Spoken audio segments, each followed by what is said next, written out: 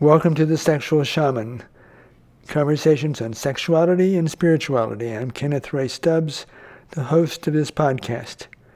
We begin with a short clip from my documentary, Path of the Sexual Shaman. The clip is actually an interview with my guest, Jaiya, who was one of the massage practitioners demonstrating techniques in my earlier instructional DVD, Femme Erotic Massage. The second voice you hear is that of Jaiya. In the past 3 days, we have been connecting very strongly. And the first day we connected, and it was quite easy. A lot easier than connecting with my clients, for example, because her energetic field is so developed. So it was very strong. I usually give, and I don't receive as much. With Jaiya, it was like almost a shock of receiving. And then so we've been building, and today we connected again, and it was an ecstatic state. So I'm vibrating right there, and I can feel her also. And we are just doing the same thing, contracting our vaginas. And it was just, happening at the same time. We didn't even discuss it beforehand, but resonating. And then, so once I went on the massage table, and she's laying her hands on me, it's just the energy flow. So I am just flying high. I felt like we were in a bubble together, just flying high, and this energy is flowing through me. Yet she's not moving her hands. So it was something different, because she's intentionally moving her energy, not through her physical body. So my energy is flowing, but at the same time I can feel the intense energy on her hands. So I was just vibrating, and it was an orgasmic type of response. It's a little different from a physical orgasm, but it's a very ecstatic, wonderful place to be in. I just wanted to stay there forever. So for me, the experience, it's almost like when you resonate with someone, it's like music. And have you ever heard a really great choir sing, and at the end it's like all the different pitches come into one pitch, like an entrainment. So it's like I entrain my energy to her energy, and then our energy comes into one note, is the best way I can describe it, because it's so hard to put these things into words. We don't have a language to describe them. And then I feel orgasm come through my body, and we were both contracting. What I do is I start pumping my root, my vaginal muscles. I actually start contracting like a Kegel exercise, and that kind of pumps the energy up a little bit more. And so I'm pumping and pumping, and I'm kind of juicing this energy, and then it causes orgasm to come through my body. That orgasm doesn't look like, we only think of orgasm as this one type of orgasm, which is this clitoral orgasm for women, that really intense orgasm at that one spot. But really, orgasm has many different forms, and one of those is this jerking kind of thing that happens in the body, and I can't duplicate it unless I'm in it. But you probably saw that, when you were experiencing it, and we were both having that happen, both as the giver and the receiver. We were both having waves of orgasm coming through the body. And sometimes that orgasm may come out as a laughter, and that's a laughgasm. Yeah. Or sometimes it comes out as tears. Tears. I cried too. Yeah, I did all of them. Crygasm. It's all release. And what was amazing to me was that we were having a photo shoot.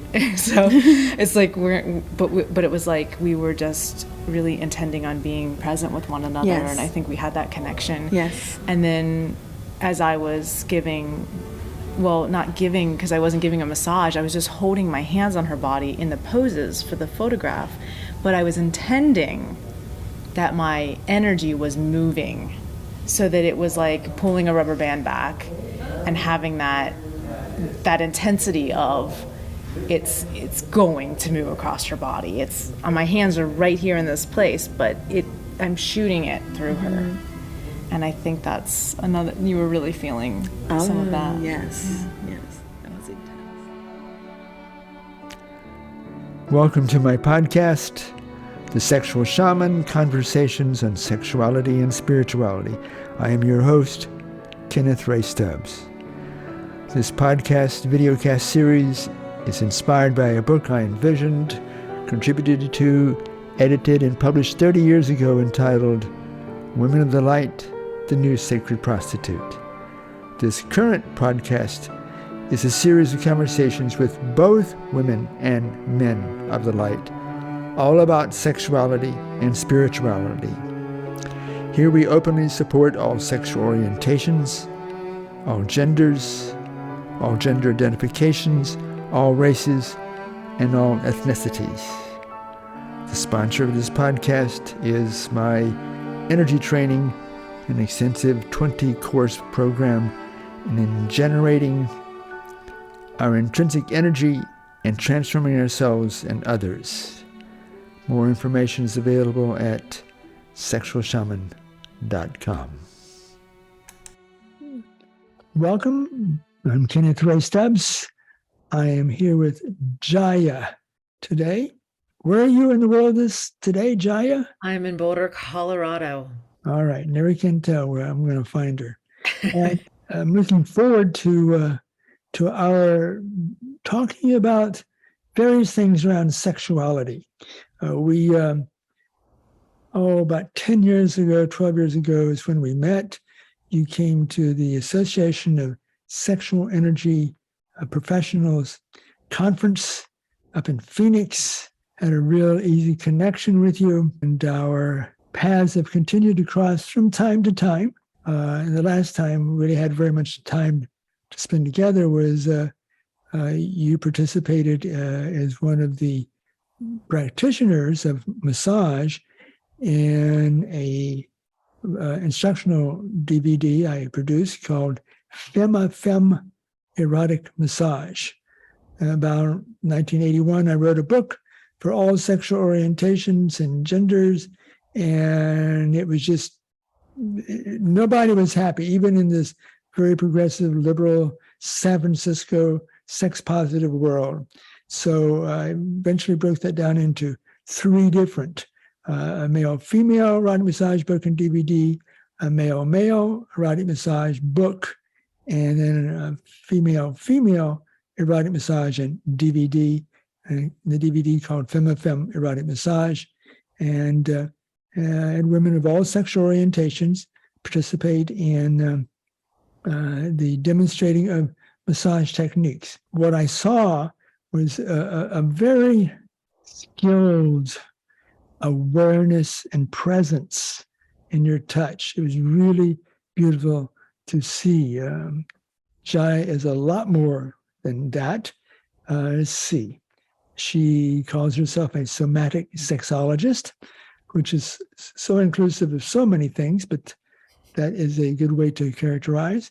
She is the author of Red Hot Touch, Blow Each Other Away, Cuffed, Tied, and Satisfied, and coming up in this next year, her new book, Your Blueprint Breakthrough. So she is perhaps, though, more well-known. I don't know what's out there in the world exactly these days, but she's on a Netflix series called Sex, Love, and Goop with Gwyneth Paltrow. Did I say it right there, correct? You did. Oh, yeah, that's all right. And Jaiya's website, if you would like to go deeper and more into her perspective, is www.jaiya, Jaiya.love. Jaiya, welcome. Thank you so much to being open to dance with me here in our conversation on wherever we might go. Anything you want to introduce yourself by that I didn't include there? I want to thank you. You know, you've always been such an inspiration. So thank you for having me. And you know, Femme was a project that really inspired me in a deeper way to spend those. I remember we were kind of like all living together when we were shooting that, and to be with the women and be with you. And the deepening of presence of touch. And touch has always just been such a huge part. You and Joe Kramer, being huge inspirations in the field of erotic touch and what it meant to be with a body in a very deep way. So Yes. I just really want to acknowledge and thank you so much for being such an inspiration in those early days of becoming someone who supports people in this profession, becoming an educator, becoming someone who is a somatic base, somatic sexologist, encompassing that body-based learning about ourselves as sexual and erotic beings. Yeah. Prior to Masters and Johnson, and they came out with their book around 1966, Human Sexual Response, I think it was. And then the following book, the Human Sexual Inadequacy. I'm trying to see my titles here across the room on my bookcase. What they did was, around 1966, was, to that point, sex therapy had pretty much been only verbal, cognitive processing. And what they introduced was so important or popularized was an element of touch. Their sensates focus exercises. So they brought, talking about sexuality, yes, sexuality is a part of our head, our consciousness, but it is so much somatic. It's so much the body and touch. And what happened was I went to massage school in 1973, came out, felt like after a couple of years that the massage profession had was in denial around sexuality and rather sex negative. So I started teaching courses for couples of all sexual orientations entitled Erotic Massage, which included the genitals as part of the body. Imagine that. The genitals are part of the body. It's what most people focus most on in some ways in their life. And there have been a couple of good massage books out there and talked about erotic massage, but did not illustrate it. I said, well, why not illustrate it? So I found an awesome artist, and she illustrated the whole massage technique, including the genitalia massage, male and female.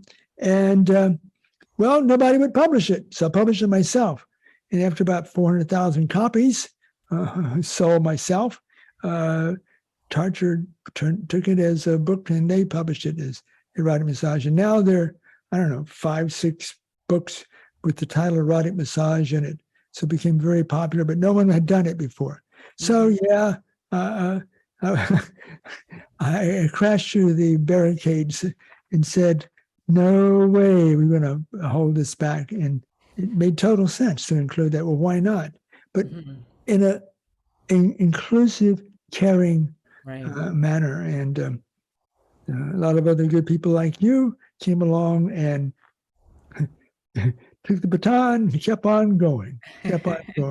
And I think that's some of what we do, right? As pioneers, like we pass that baton on, and I hope to keep opening portals for other people to take that baton and keep going with it. I really feel with like the Sex, Love, and Goop show, it's like so many people gave me feedback within this industry of thank you for, you did it. Like, thank you for getting this into Netflix, on television, in the mainstream conversation, because I think that a lot of this work stays hidden and stays underground, and it's time for us to come out in the light. Your book, Women of the Light, it was another huge inspiration. I felt so, I resonated with it so deeply that this is work that is needed in the world. This is work that everyone should know about, is available for people to heal erotically, to experience ecstasy, to go into different states of consciousness and understand more about who they are.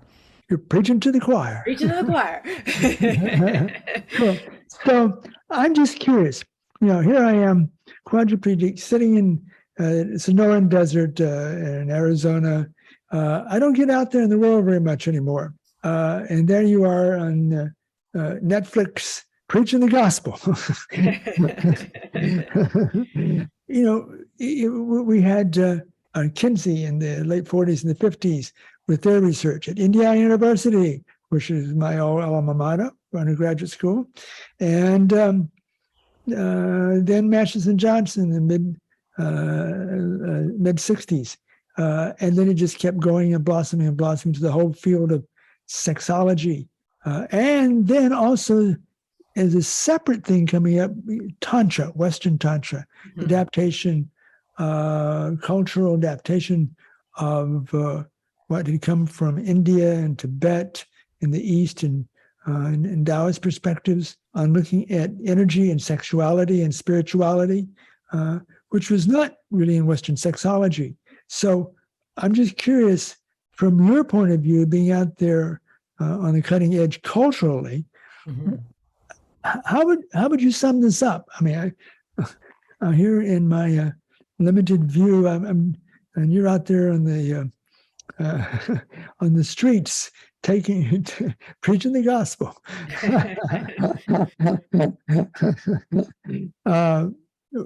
What do you see happening? Just sort of a little summary here. I'm just curious. Yeah, I think that one of the main things that I'm seeing, and after the show especially, I did a lot of media, a lot of big mainstream media.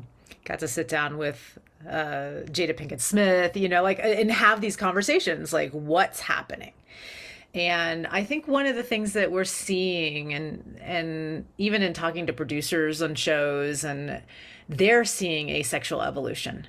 We're not in a revolution anymore. We're not in the we're revolting, we're this. We're in an evolution of consciousness around our sexuality and around how sexuality is linked to our wellness in our relationships, in our bodies, as a culture.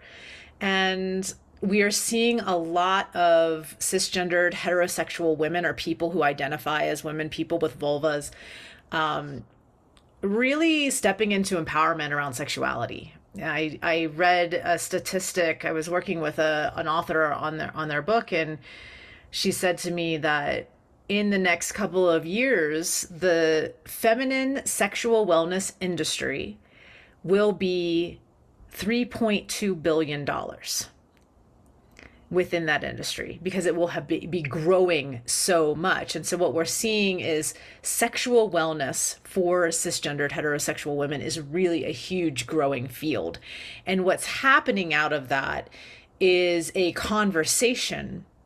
We're seeing also a lot of gender conversation as well, of gender identity and what does it mean, and gender as a construct. I think a lot of young people coming up now these days really understand this conversation. I see it with my own son. My son's 13 now, and it's like, it's not a thing for them. Gender, they see it as a construct. They see it as something that has more fluidity than our generations did. Yeah. So that's another big conversation. We're looking at intersectionality now, and more diversity and inclusion. I think that was a conversation, but it's like we're in another cycle of this evolution, like we saw in the 60s and 70s around what is the intersectionality of race and gender and orientation, and who are we? How do we identify ourselves without the constructs and the programming? And I think that's always been a case around sexuality, but I think it's even more today. And that the generations coming up are like, I'm not going to be defined. There's like a very interesting thing going on of so much more fluidity in our conversation around it's not as stuck as it used to be around, this is who I am and this is my identity. I think that we're seeing a lot more of freedom around all of the gender and orientation, and seeing the constructs and how that gender and race and some of these things are things that are constructs. Yes, I very much agree with that. The construction that my experience in my own sexuality over the years, it shifted, it changed, expanded.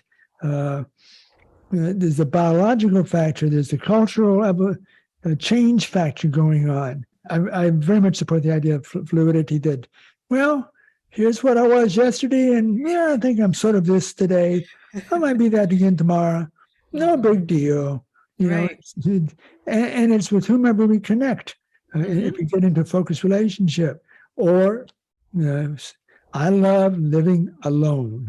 It just, my style, and sort of a monk, sex positive monk. I love that. I just couldn't find many monasteries that supported that concept. Well, let's build it right. Well, The sex positive well, monastery. That sounds good.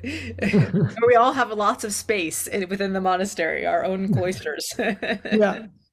So we're good. Thank you. I appreciate you having the pulse that you're sensing happening in the culture. Yeah, there's a deeper conversation happening, which really is wonderful. I felt like with the Sex, Love, and Goop show that some kind of portal opened up for a new conversation around it. Oh, good. It's like, oh, we're gonna have a deeper conversation. Finally, let's do it. Let's have this deeper conversation around our sexuality.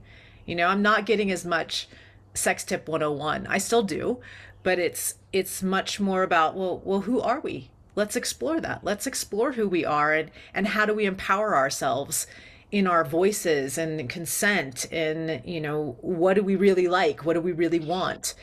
And how do we get those things? How do we get our sexual needs met within that journey? Yeah.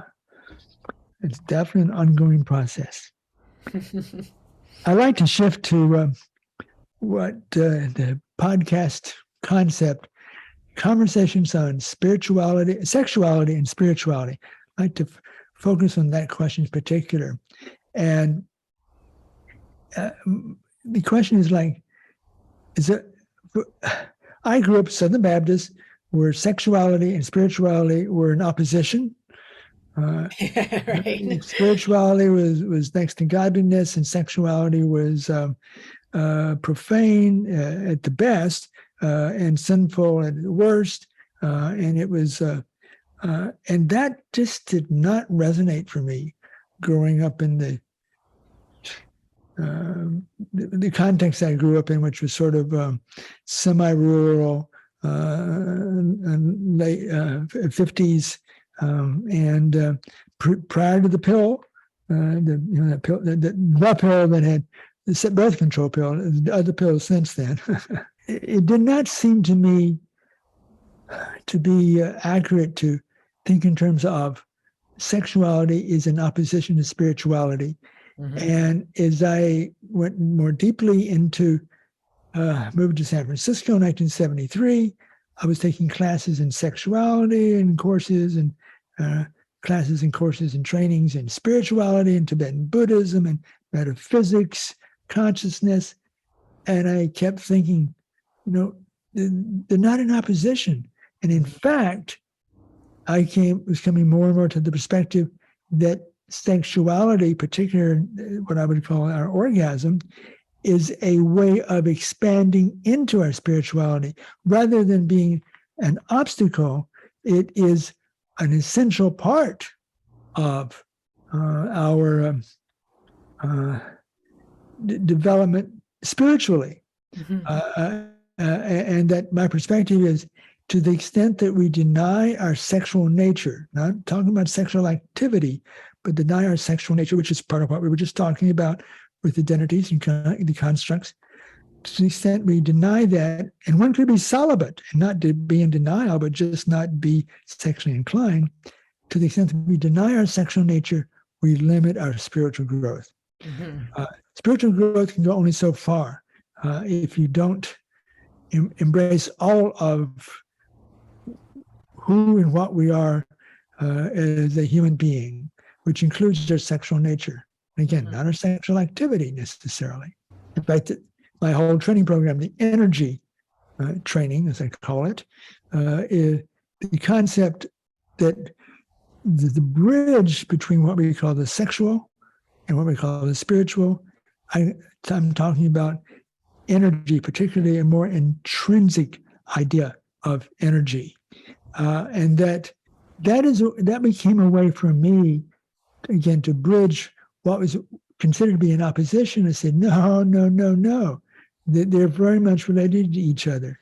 And so in your own growth, your development, your philosophical perspectives, how do you see or agree with or disagree with the idea of embracing our sexual nature as a way of deepening our spirituality? whatever that might be. Yeah, I'm 100% on par with you. This being a spiritual seeker myself, very early on, I decided that God and sex were not something that was separate, even though I grew up very similarly to you, Mm. it with Catholic religion and saying the same thing. Flesh is evil, sinful. Don't do these. Good girls don't do that. All those messages, the programming and conditioning that we get around it, and somehow it was prayerful for me to self pleasure. It was like a prayer where I would not disconnect it from God. But then I would also have this other little prayer because of my Catholic upbringing that was like, God, I promise I'll stop touching myself when I'm a certain age, like when I'm 7, I promise I'll stop. And, when I'm 14, I promise I'll stop. I never stopped. Didn't work because I also had the other experience of this is where God lives. God lives in our sexual nature. Denying this is actually denying an aspect of our God self. Denying this is denying some aspect of who we are as human beings. So 100%, our sexual nature is linked to our spirituality and is a path to remembering God. It is a path to remembering ourselves. When you can access these ecstatic states, or how to move sexual energy, or you take sex that has become something that is recreational and you make it recreational. So how are you utilizing sex? Are you utilizing sex as a tool? Because this is what I believe the definition of sex is, which is a tool for us to remember our oneness, which we already are, and then recognize that we are oneness now playing two-ness, and the beauty and the joy of playing two-ness so that we can have this sexual experience and remember that we're oneness over and over and over again. Sex is just another tool for our own awakening spiritually. And when we deny it, we deny, as you mentioned, we deny an aspect of ourselves. And when you are denying any aspect of yourself, I would argue that you're not in awakening. Because when you awaken, you recognize that you are everything. And you are also nothing at the same exact time. So how can you deny? As soon as you're denying your sexuality, you're denying self. You're denying I amness. You're denying God. All right. Here's a perspective that I came to. And this has to do with some ability I have theoretically of being able to perceive, interpret, or read energetic patterns. And what I came to have an understanding of is that when, and we'll say two people, could be two or more people, when either one goes into an orgasm, what we think of as an orgasm, that not only is there a somatic physiological response, but there's a psychological thing going on, but there's also an energetic thing going on. And that's what I begin to focus on. That energetically, that if we go into an orgasm, another person is in physical proximity, what we do is we go into literally a vibrational oneness pattern with the other person. We're both vibrating in a commonality, a simpatico vibration. And when we're in that oneness space, I call it oneness, and it's not just a concept. I'm talking about a literal same energetic pattern.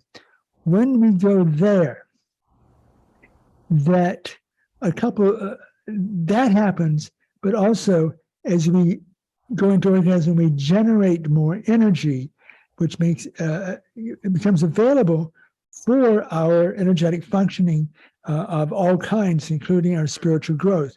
And it's this, it's like the teacher of what we can be is this oneness space. Then when I begin to observe with some traditional shamans, not contemporary shamanic practitioners, because not many of them seem to be able to do this, but some traditional shamans, that for them to do their healing, their facilitation of transformation with a person in ceremony or a group in ceremony, is that they can, without going into what we would call orgasm, they've developed themselves in a way that they can go into this Energy. vibrational Yep. oneness space. Yes. And that is essential then for making the energetic tools, the energetic knowledge, and the energetic intensity available to the participants to heal themselves. Mm-hmm. So that it was both in sexual orgasm and the way that a traditional shaman, some traditional shamans can function, is that commonality of vibration. And it's the same, just that the avenues for getting there are different. The average person, most adults can have some form of sexual orgasm. To do what a traditional shaman does, it takes a lot more development over years and perhaps lifetimes to develop those energetic abilities to be able to go into this literal vibrational commonality, duplication of the other person's pattern, so we have a oneness. Mm-hmm. And that oneness is the key to spirituality. It is our oneness with the plants, the oneness with an animal, the oneness with the earth, Mm-hmm. the oneness with the moon, the oneness with the cosmos, as we get more and more developed energetically. And so that's why I'm saying that for me, the bridge, and I'd like to hear what your thoughts are on this, it's the energetic commonality that when we go into, that we are actually going into a connection which would be a spiritual connection, because we are the same. Yes. As another. It's said in different ways in different traditions, but it is literally that's there. And where can most people begin with? It is in sexuality, in an orgasm or orgasmic context. A lot of people are practicing move in that direction, but not many people take it deeper and to develop these other meditative and ceremonial abilities to go deeper. Any thoughts on that idea? It's been my observation over the last 10, 15 years. Yeah, I have a lot of thoughts that arise and a lot of feelings, and just as you're talking about it, that vibrational frequency in my own being, just you can even just, once you have access to it, it's almost as if you can just think about it or talk about it and you're tapped into that vibrational frequency. And so one of the sayings is like the strongest energy in the room wins. When you have like that ability to vibrate at that level, everyone, it's like a tuning fork. Yes. You have to vibrate, and then it's all vibrational frequency. And so that learning that skill set to be able to vibrate at that frequency, at those frequencies, then brings people into remembering of who they are. And I would say that one of the highest vibrational frequencies, if we're going to speak in that language, is love. If you can be in a room and radiate love, we call it love bathing, and love bathe other people with that ability to radiate. And the way that I have learned to do it is by loving myself. Unconditional love for myself has me recognize there is no object to love. And so therefore I become love. And in becoming love, it's one vibrational frequency that then everybody starts to resonate into. And so that can be really, really powerful. Now, the other thing that the other thought that arose was around how people start. Where are you vibrating erotically, I guess, is another way we can say that. And what I started to notice after all these years of doing body work and working with people and working with different couples and seeing how they vibrated, or what their erotic signature was. Like I would also sometimes say is how they were wired. And I started noticing that some people were more attuned to the energy frequencies during sex. So the way that they were turned on, or the way that they would have an orgasm, was not so much about like, let's go in there and go, you know, like rubbing on the clitoris and trying to make an orgasm happen. It would be very subtle, because we could go into the energetic fields and just go ding. And that's enough, you know. That's enough. It's like you just got to touch the water of the pond and then the ripples move out. Like that's enough. You don't need to do a whole lot for somebody who's energetically wired. And then there would be people who are more sensually wired, and that's somebody who their turn on is going to be much more in the sensual field of full body touch, or, you know, slow dancing or cuddling, or the erotic massage piece. You know, that's when that would really come in. And that's how they're vibrating. And then there's the sexuals who are just like, I just want to get to it, get my orgasm. You know, that's a different vibration. And then the kinky people, where their turn on is all in the vibratory frequency of taboo. Like, oh, if it's taboo, then it's a turn on. And then the shapeshifter people who had access to all of it. It was like they were able to move through all the different frequencies. Like they had more notes on the piano than the other blueprint types. And so when I notice these frequencies, I can know where someone's starting from. Oh, they're sexual. They don't have a lot of access oftentimes to the energetic. So how do we give them the experience of the energetic so that they can then gain the language? To me, all of it is just it's all skill set. So I think a lot of people think, oh, I'm just not that. Like, right, they create an identity around it of, I'm not that. But that's not what these blueprints say. These blueprints are kind of like the Enneagram. It's like, well, let's just show you where you're a little limited and where you can develop.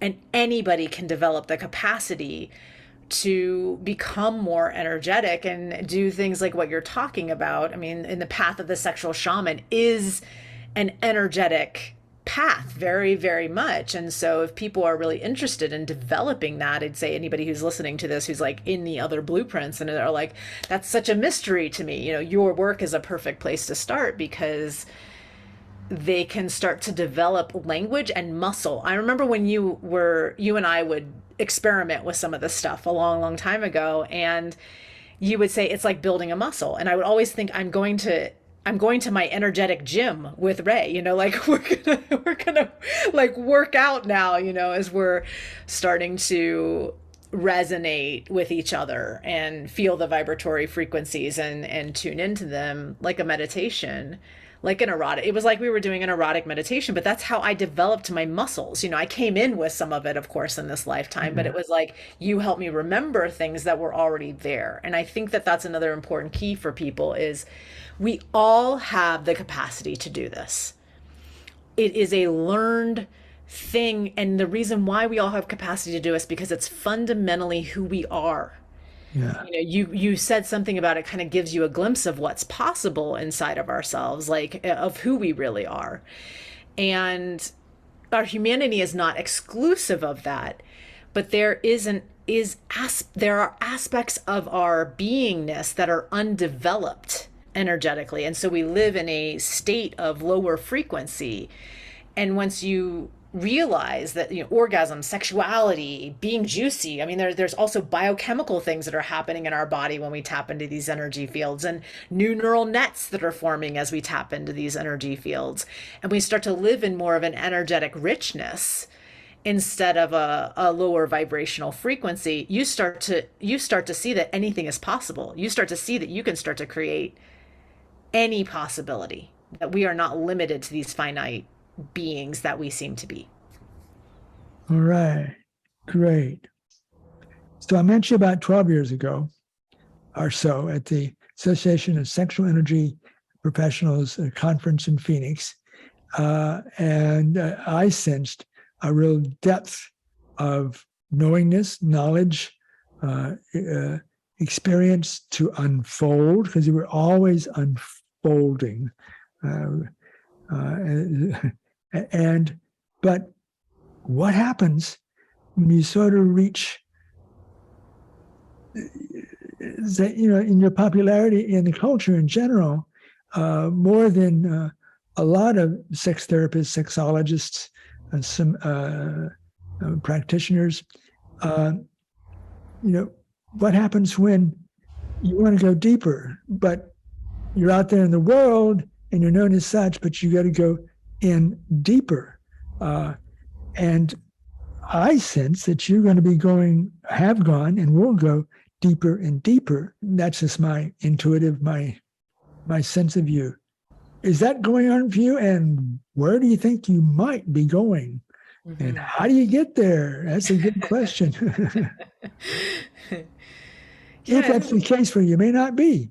I don't know. No, I think that I'm flattered, and I think that you have always really seen me. You're a person who's been in my life who has really seen that level of depth and gravitas. And it's been such an interesting journey, starting out very much in Tantra and in sacred sexuality and spirituality at a very young age. When I was 16 was when I started this journey. And then, of course, once I turned 18, really, looking at it as a profession and wanting to have that depth. But yet I really wanted to get the depth of the work of Tantra and sacred sexuality and these things into the world. So it became a little bit of a conundrum for me of how do I change language so that I could reach I named my avatar Mildred in Milwaukee, within my business. Like, how do I reach the people who this message may not be able to be heard? And so I set out on changing the languaging.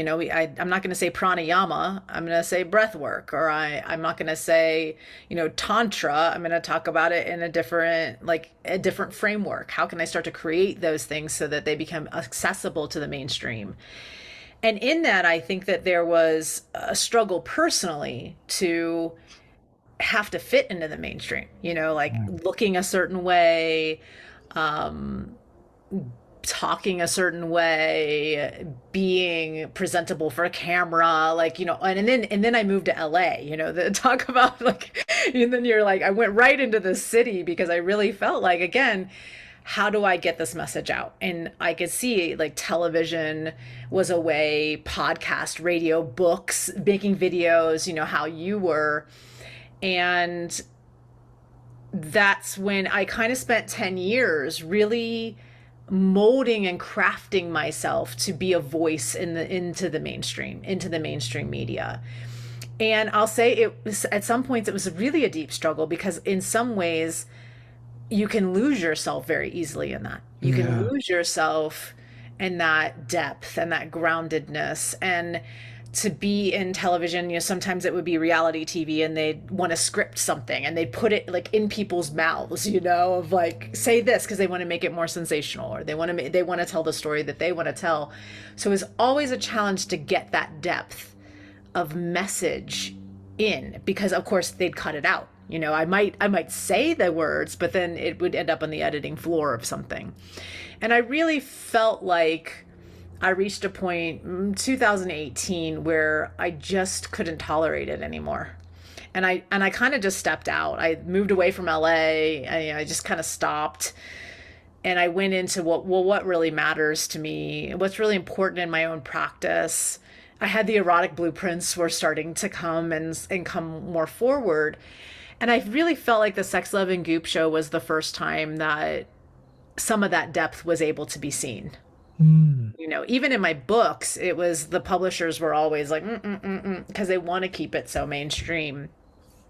And so there's been a really big turning point in my career in the last 3-4 years of I just can't tolerate it anymore. It's like I learned to be a really good plumber and to just be able to go up to the pipe and go tap, tap, tap, and, become a very well paid at that. But it's not the essence.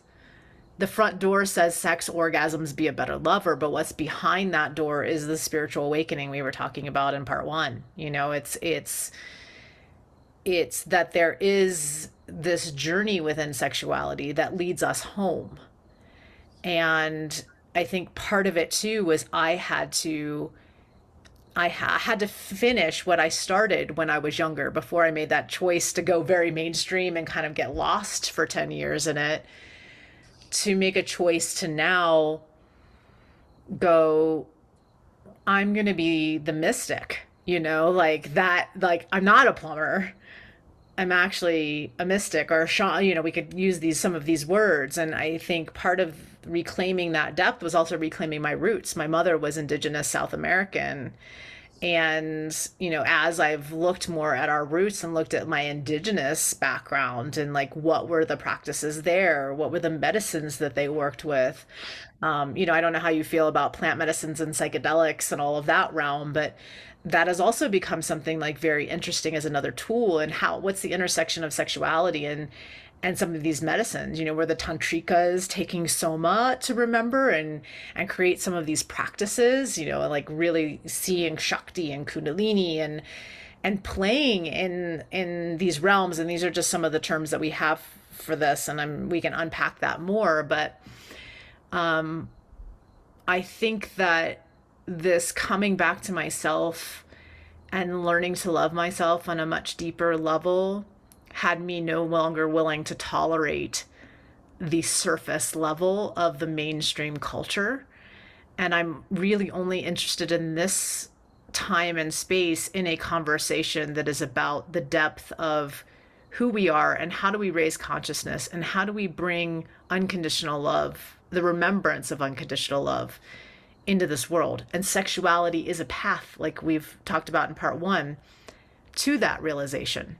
The medicines of indigenous peoples and indigenous teachings can also be a path to those remembrances. And you asked that question of how does one get there, and I've come into a place where there's no more there to get. It just is. Isness is ising, and the infinite is. One of my favorite things to say these days, it just is. And there's a point where you realize there is here and here is there, and that is all. All right. Well, I will give my perspective on plant medicines. I think it's important because in the last couple of years, it's become there's a whole renaissance happening. Yes. And I think it's very good to be happening. And 30 years ago, I made a choice. I said, it's time to stop dropping the pill or eating the mushroom. I don't want to have to put some sort of chemical into my body to get there, wherever that might go. And sometimes it would be very meaningful and sometimes challenging. That it came in the way I call it, put my ass on the meditation mat. And so that made it a daily practice. So that, and I think that it's an important question. I think that while I can open the doors of perception, taking the term from Huxley, and it has been meaningful for me, but after a while, how do you live on the other side of that door? I love that you just said that, Ray, so much, because I love the Alan Watts quote, don't keep looking in the microscope, or, once you get the message, hang up the phone, you get the message, and then it's about integrating it into your life. Yeah. The finger pointing at the moon is not the moon. And so the medicine, the plants are not the thing. And so there comes a point where it's about integrating it into your life and living on the other side, because we have all the endogenous chemicals within our bodies to create those states of consciousness. We are the medicine. And I just love that you just said that, because then it becomes about living it. Yeah. And that's one of the cultural patterns going on, I would say, in the last few years, because I'm very much a fan of can't think of the author's name. The journalist who wrote the book on Michael Pollan. Michael Pollan, yes, awesome writer. If you want to be a writer, read Michael Pollan. Yeah. His sentence construction. That's a little aside there. It's just awesome. He's just an incredible consciousness, incredible writer. His methodology of writing is so wonderful. And he also has a show on Netflix called How to Change Your Mind, in case anybody wants to check that out. That's there too. And what that's doing is popularizing not only sexuality and now the psychedelics. That's the term that's being used. I think that's valuable, except that at some point it will only take you so far. It's my perspective. The highly developed spiritual people, from my perspective of what is energetically spiritually developed, they're not doing the psychedelics, or at least they're not indicating that they're doing that. It's you got to put your ass daily on the meditation mat or some variation on that, and I think that's very important to keep in mind. That's an important little side point, given the popularity of the culture these days. Yeah, and I'll add to it that, if you're a person who's really stuck in PTSD, if you're stuck in suffering, if you are a spiritual seeker who's just spinning, and can't seem to break loose, sometimes these things can help you kind of put, see off the springboard. And then it is about doing the daily practice, or just realizing that there isn't a practice to get. I think that can sometimes trap us in perpetuating the identity of the seeker, as opposed to being what we are, being in the practice of being what we are. And the different methodologies can help move us in that direction. So that's just a little side point, which was not anticipated in this discussion. But sex, drugs, and rock and roll. I do indeed wish you well in your journey of simply beingness or isness. I see it as an incredible process. I look at when I began some of this 60 years ago, no, 50 years ago, where it's gone from taking yoga to spending a couple of hours a day in meditative focus of certain ways of doing meditative focus. It's an ongoing journey, which might be in a group context and maybe on an individual context. I appreciate your sharing, some of your steps. I do think it's so important, as I was saying earlier, to embrace our sexual nature, which means our gender identification, our sexual activities. They're so essential, and they're one of the main teachers, or can be one of the main teachers. It's clearly an ongoing process. Any advice you have for people in their sexual and or spiritual and or otherwise journey in life to sort of complete a perspective here today? I'd start with, how can you love and accept yourself even more within your erotic being, your turn-ons, your desires, and then make that conscious, that acceptance and that love, and utilize sexuality as a tool for remembering the depth of who you are and what you are. And as you've been talking about the practice, what can you do daily to remind yourself to keep wiring yourself for your full potentiality on this planet and in this lifetime, and that we are in a sexual evolution. So how, these are questions for you, like, how would you like to be part of that sexual evolution? Is it being in a conversation? Is it taking a course? Is it starting to speak up for yourself and use your voice more and empowering your own self on the sexual journey? Because to me, the sexual journey is a journey not only of sexual awakening, but a journey of spiritual awakening. So what are those steps that you can take?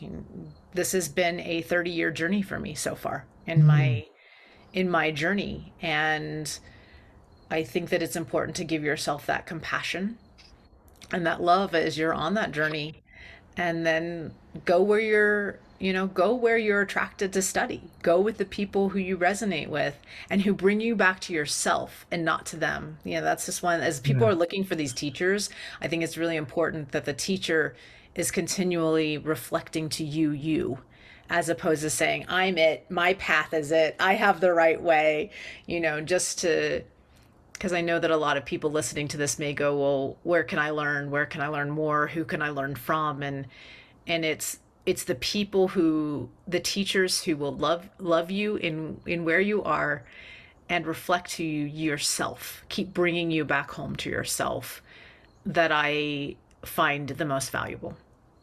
Yeah.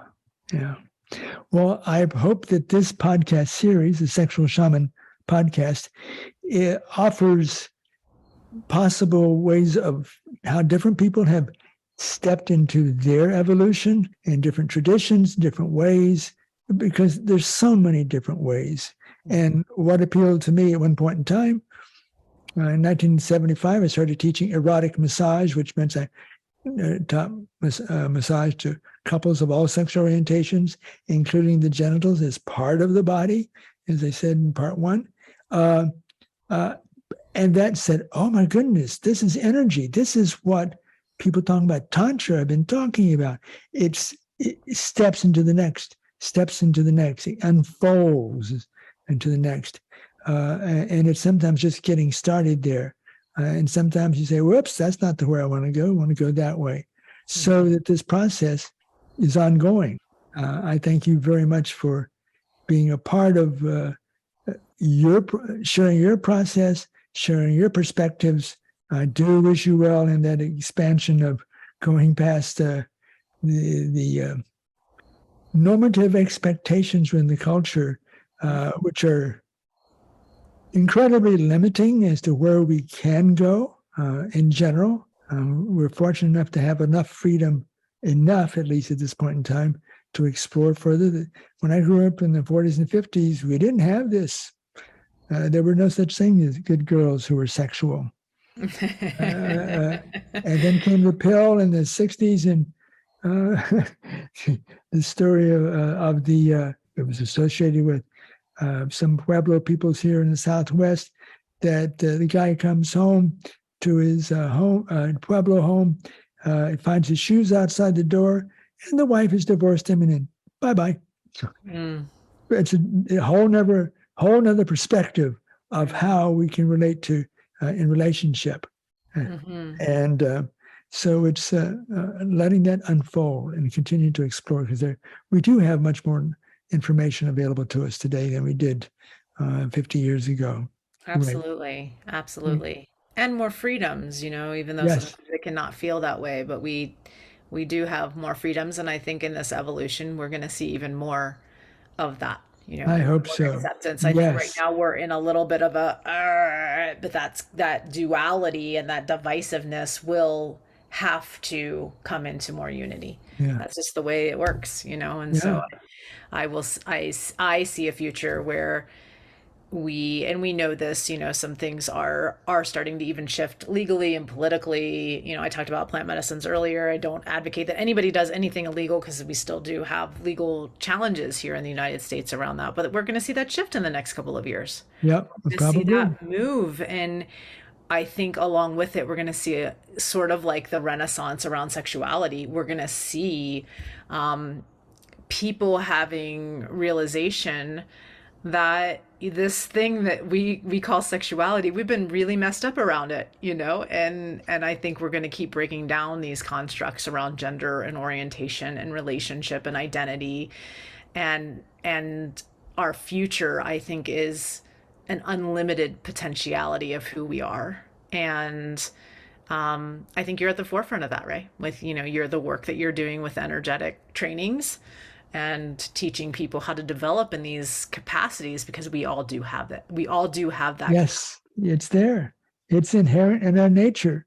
Because we do not live in a culture. We don't go to live in the kiva for 2 weeks, or do Sundance ceremonies every year. Right. Or meditate on a mountain for 40 years anymore. We even have, there is now technology where you can go and meditate and watch your brain waves as you're doing it so you can train yourself even more. I would love to like combine what you're doing with like some of the, you know, the technology that's happening, because we can start to make things happen faster because we have that ability. You have a different point of view on it, or You go to the electronic, and that ain't it. That ain't it. It may be a reflection. fMRI are very helpful to see, oh, we see things happening in the brain with orgasm, but that ain't it.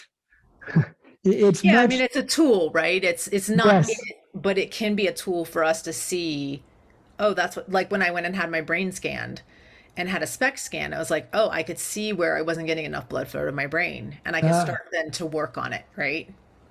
But I would say is that the physical brain, I argue very strongly that it's not the seat of consciousness.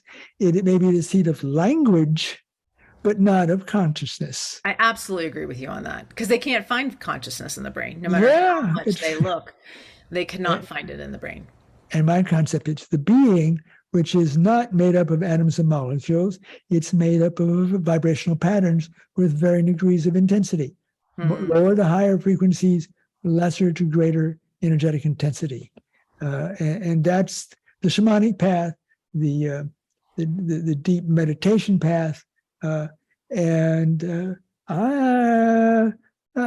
doubtful that the physical technologies that people may be proposing will get you very far. Moving in that direction. You know what I'd love to do? I'd love for you to like read people who've been through those kinds of programs and see like what is their development and like that kind of stuff. Because we could, I love research, you know, like then we get to see. Maybe that's a project for you, as like everybody who's been through some kind of like biofeedback program, like 40 years of Zen or something like that, to see like, how are they before they go in? How are they after? What if they combined what you're doing with it? You know, my brain loves all those. I can almost tell you where it's going to be. But based on my experience, because I would say 99% of people in the population are nowhere near the level of energetic development that we as a human race could be. Are possible. Nowhere near. Yeah. And it was the shamans and then Tibetan Buddhist Rinpoches where I began, traditional shamans, that I began to have a sense that there's more, there's more depth, greater energetic intensity.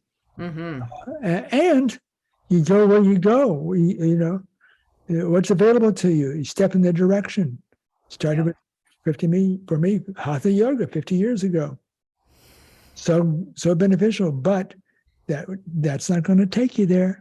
And as I have the perspective that psychedelics are not going to take you there, point in the direction, but they're not going to take you there. But that's just a point of view to be explored. And you choose what you choose, and you go where you go, or don't go where you don't go. It is a process. It is a process, indeed. So anyway, opinions, perspectives, thank you so much for exploring the possibilities. Absolutely. There's no one answer. There's no one way. I look forward to seeing where you're going as you step out of the mainstream, or maybe you don't step out of the mainstream, maybe go more into it, but in a deeper way. I don't know. That's always a challenge. It really is a challenge. And www.Jaiya.love, Jaiya.